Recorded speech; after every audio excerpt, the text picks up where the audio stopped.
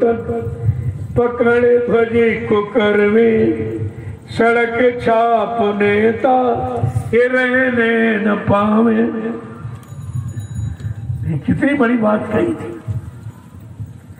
रे भूमि जो तक पकड़े ध्वज कुकरवी, सड़क छाप नेता ये रहने न पावे। सबक इनको दे दो निज ज्ञान द्वारा, सबक इनको दे दो निज मतदान द्वारा। बसेरा कभी फिर ये लेने न पावे, सड़क छाप नेता ये रहने न पावे। उठो भूमि जो तक पकड़ ध्वज को करवे, सड़क छाप नेता ये रहने न पावे। का एक बार इनको सबक दे दो अपने निज मतदान के द्वारा। ऐसा सबक दे दो कि ये फिर अपने घोंसलों दिल्ली लखनऊ में कभी जाने ही ना, कभी न जानेगा। ये तुम्हारे हाथ में सब कुछ है। मतदान जैसी झाड़ू पकड़कर हिंदुस्तान की 70 साल की गंदगी को बाहर कर दो। ये अधिकार तुमको मिला। अगर इस अधिकार का प्रयोग नहीं किया तो आप और दुखी और मुसीबत में चले जाएंगे। तुम्हारी सुनने वाला यहाँ कोई नहीं। और महिलाओं से भी बाबा जी ने कहा था, और तो देवी शब्द प्रयोग करते, महापुरुष तो देवी शब्द प्रयोग करते कि देवियों तुम्हें भी कुछ करना है। क्या करना है? मंत्र फूंक दो अपने पतियों की सिर में, मंत्र ये फूंक दो अपने पतियों के सिर में। किसी की रैली में जाने न पावे, मंत्र ये फूंक दो अपने पतियों के सिर में। किसी की भी रैली में जाने न पावे, सड़क छाप नेता ये रहने न पावे। उठो भूमि जो तक पकड़ ध्वज को करवे, सड़क छाप नेता ये रहने न पावे। कितनी बड़ी सूझ थी। कोई बुराई नहीं, कोई निंदा नहीं। अपने मतदान की कीमत समझकर आपको प्रयोग करना चाहिए। ये मतदान इच्छा का दान, बुद्धि का दान। मैं आपसे अगर ये पूछूं, शराब पीने को दान दोगे आप? जो शराब पीता उसके दान दोगे? झूठ बोलने वाले को, वादा खिलाफी करने वाले को दान दोगे? लेकिन मतदान कहाँ दे रहे? मतदान कहाँ दे रहे हो? कहाँ दिया है? कहाँ देने की तैयारी बैठे? मतदान मत माने इच्छा, बुद्धि का दान है।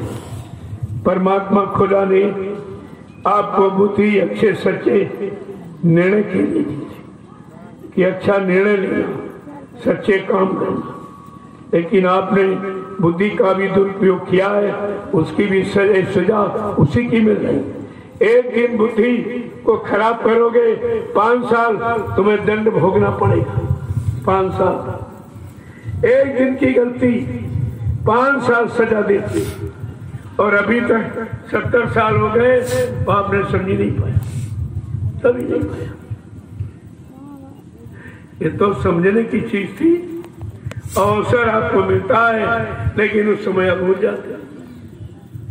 वो स्वामी जी महाराज ने रामचरितमानस में राजनीति का कितना सच्चा अच्छा प्रमाण प्रस्तुत किया। राजनीति बिन धन धर्मा प्रभु समर्पे बिन सत्कर्मा।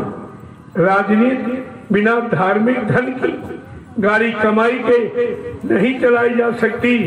जब व्यक्ति अपने आप को प्रभु को समर्पित कर देगा और सेवा का भाव रखकर सबकी सेवा करेगा, वो राजनीति फलीभूत होगी। ये सब आपको पहले से बताया जा चुका। रामचरितमानस 550 वर्ष पहले से आपको सलाह दे रहे, लेकिन आपने न उनकी मानी न इनकी मानी। इसलिए तुम्हारा भविष्य अंधकार में खड़ा हुआ। आपने किसी को माना नहीं, किसी को कुछ आपने समझा ही नहीं। लोगों गलती सौंपनी होती, अपनी गलती बाप बेटे कर जाते। बेटे पोते तक अगर बाप ने गलती की है तो पोते और बच्चों तक उसका असर पड़ता है, खराब होता है। आपने अपना मत खराब करके अपने बेटे पोतों की जिंदगी भी खतरे में डाल दिया, तो आपने अच्छा काम कौन किया? पढ़ाई लिखाई और शिक्षा का आपने कहां पर प्रयोग किया है? जरा ये भी तो देखो कि तुमने कभी प्रयोग किया कि दुरुपयोग किया। ये सोचना चाहिए। नहीं सोचोगे आगे समय और खराब। हम तो आपसे प्रार्थना करते, प्रार्थना के अलावा हम करी क्या सकते? करी क्या सकते? अगर आप मान लेंगे तो आप सुख शांति पाएंगे, नहीं मानोगे और मुसीबत में चले जाओगे। अब तो आप ऐसे कगार पर खड़े हो, चूक गए तो 84 में चले गए, अगर चेत गए तो घर चले जाओगे। ऐसे कगार पर खड़े, इसका भी ध्यान आपको रखना चाहिए कि कई जगह विचलित न हो, कहीं सो न जाए, गफलत की नींद में, भोगों की नींद में, अज्ञानता की नींद में कहीं सो न जाए। नहीं कगार से नीचे गए तो 4,84 लाख नरकों की दुनिया है, आप उसमें चले जाएंगे। अगर चेत गए तो निकल जाओगे। चेतना और चूकना आपके जीवन का मुख्य लक्ष्य। पहले दोनों को सोचना चाहिए कि हम चेत रहे हैं कि जाग रहे हैं कि सो रहे हैं, समझ रहे हैं कि नहीं समझ रहे हैं, ज्ञान पैदा करें कि अज्ञानता में डूब रहे हैं। ये सब बातें आपको सोचनी, सोच लो तो आपको काम होगा। बाबा जी ने और भी इशारा किया था, साधना याद हो पुराने प्रेमियों तो फिर से याद कर लो। उन्होंने